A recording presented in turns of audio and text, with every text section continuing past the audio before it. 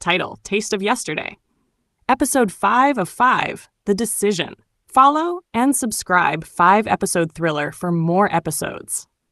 It was a quiet afternoon at the Flame, the kind of stillness that settled over the restaurant between the lunch rush and the dinner preparations. Robin stood at the hostess stand, her fingers absently smoothing the edges of a stack of menus. The hum of the kitchen, a symphony of clattering pans and Ambrose's sharp commands, drifted through the air, grounding her in the present. Her phone buzzed in her pocket, a soft vibration against her hip. She pulled it out, expecting a mundane update from her mother or a playful text from Ambrose. Instead, the screen glowed with an email notification. Shh. Job offer. Marketing specialist at Prestige Agency. Her breath caught in her throat. Prestige Agency was a titan in New York City's marketing world, a name she'd whispered to herself during late nights of job applications after her father's death had upended her life. She tapped the email open, her pulse quickening as she scanned the details. A salary that could erase her mother's debts in months, a corner office in a skyscraper, a chance to reclaim the career she'd lost. Her hands trembled slightly, the phone's weight suddenly heavy in her grip. It was everything she'd prayed for, yet the timing felt like a cruel twist of fate. She glanced toward the kitchen. Ambrose stood at the stove, his dark hair falling into his eyes as he adjusted a flame with surgical precision. He caught her gaze and flashed a rare, unguarded smile, the kind that softened the hard lines of his face and made her heart ache with something she couldn't quite name. Could she leave him now, just when they'd begun to unravel the tangle of their past? The question gnawed at her as she slipped outside to call her mother. Leaning against the brick wall near the back entrance, she dialed the familiar number. "Mom, I got a job offer," she said, her voice steady despite the storm brewing inside her. "It's in New York. Great pay, great company. It could fix everything." Her mother's voice lit up with excitement. "Robin, that's incredible. You have to take it. It's the fresh start you need." "But what about Ambrose?" Robin asked, her throat tightening. "We're finally, I don't know, figuring things out." A pause stretched across the line. "Sweetheart, I know you care about him," her mother said gently, "but you've got to think about your future. Our future. The house, the bills. Ambrose will understand." Robin ended the call with a promise to consider it, but her mother's words only deepened her turmoil. Duty pulled her toward New York. Love anchored her here.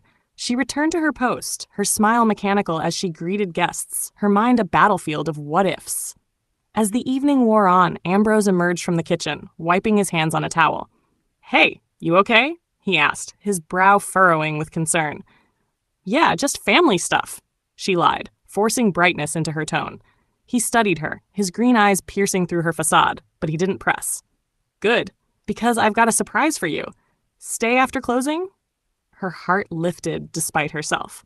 "I'd love to." When the last patron left and the staff trickled out, Ambrose dimmed the dining room lights, casting the space in a warm, intimate glow. He led her to a corner table, where candles flickered atop a crisp white cloth, their flames dancing in time with her uneven breaths. A bouquet of lilies, her favorite, sat in a vase, their sweet scent mingling with the lingering aroma of roasted garlic from the kitchen. He poured 2 glasses of red wine, the liquid catching the light like spilled rubies. "This is beautiful, Ambrose," she said, genuinely touched. He shrugged, a shy smile tugging at his lips. "You deserve it. You've been holding this place together, and I don't tell you that enough." They clinked glasses, the wine's rich flavor coating her tongue, but it did little to ease the knot in her chest. She had to tell him about the job offer. It was now or never. She opened her mouth, the words forming, when a deafening bang erupted from the kitchen, followed by panicked shouts and the hiss of water. Ambrose's face paled. "What the hell?" They bolted to the kitchen, where chaos reigned. A pipe had burst, spraying water in wild arcs across the room. The tiled floor was a shallow lake, pots and pans bobbing like lost ships. The staff scrambled, slipping and cursing as they tried to contain the deluge. "Main valve! Now!" Ambrose barked, diving under the sink with a wrench. Robin grabbed a stack of towels from a shelf, tossing them to the floor to soak up the flood. She found a bucket and thrust it into a sous chef's hands, directing another to fetch more. Her shoes squelched as she moved, adrenaline sharpening her focus. Together, She and Ambrose wrestled the valve shut, the water slowing to a trickle, then stopping entirely. Breathing hard, they surveyed the wreckage. "Well, that's one way to end the night," Ambrose muttered, running a hand through his soaked hair. Robin managed a laugh, but it faded as her foot struck something solid beneath the sink. She bent down, pulling a small rusted metal box from a loosened wall panel. "What's this?" Ambrose crouched beside her, prying it open with a screwdriver. Inside lay a stack of envelopes, their edges yellowed and brittle. He lifted one, his breath hitching as he read the address in her familiar looping script. "Robin, these are your letters." Her stomach dropped. "The ones I sent you? But how?" They sat amidst the damp chaos, the box between them, and began to read. The first letter was dated 10 years ago, written in the shaky hand of an 18-year-old Robin. "Dear Ambrose, I miss you already. The city's so loud, so different from home. I keep replaying our last night under the oak tree.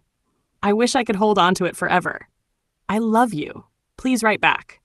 Yours, Robin." Ambrose's voice broke as he read, his eyes glistening. "I never saw this." She pulled out another, this one a year later. "Ambrose, why haven't you answered? I've written so many times. Did I ruin us? Please, just tell me you're okay. I think about you every day." The pain in her words pierced her anew, and she saw it reflected in Ambrose's face. They read on, each letter a shard of their fractured past, hopeful beginnings giving way to confusion, then resignation. The final one was short, its ink smudged with what might have been tears. "Ambrose, this is goodbye. I can't keep waiting for nothing. I hope you're happy. Robin." He set it down, his hands trembling. "You thought I didn't care." "I thought I'd lost you," she whispered, tears spilling over. He shook his head, pulling her close. Lily must have hidden them. "She thought she was protecting me after everything." Robin nodded, the pieces clicking into place. Lily's fierce loyalty had always bordered on suffocation. They sat in silence, the letters a bridge across the years they'd lost. Finally, Robin took a shaky breath. "Ambrose, there's something else. I got a job offer today, in New York. It's a dream job, money to help my mom," but his gaze locked onto hers, steady and searching. "But you're scared to leave." "Yes," she admitted. "I don't want to lose you again." He took her hands, his calloused fingers warm against her skin. "Robin, I love you.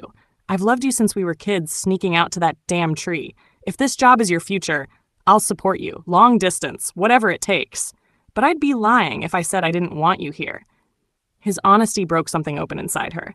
She thought of New York's glittering promise, her mother's hopeful voice, the weight of responsibility. Then she thought of Ambrose, his quiet strength, the way he'd fought for her trust, the home they'd begun to build in these stolen moments. "I love you too," she said, her voice firm. "And that's why I'm staying. My future's with you." Relief flooded his features, and he kissed her, fierce and tender, tasting of salt and wine. When they parted, he pressed his forehead to hers. "Thank you." Later, after mopping the kitchen and locking up, Ambrose suggested a walk. The night was cool, the town hushed under a blanket of stars. Their steps led them to the old oak tree, its gnarled branches a silent witness to their history. "Remember carving our initials?" he asked, tracing the faded marks. She smiled. "We thought we were invincible." He pulled her close. "Maybe we are." They sat beneath the tree, talking until dawn, dreams of expanding the flame, her ideas for community outreach, a life woven together. As the sky lightened, they walked home hand in hand, ready for whatever lay ahead. Follow and subscribe 5-episode thriller for more interesting stories.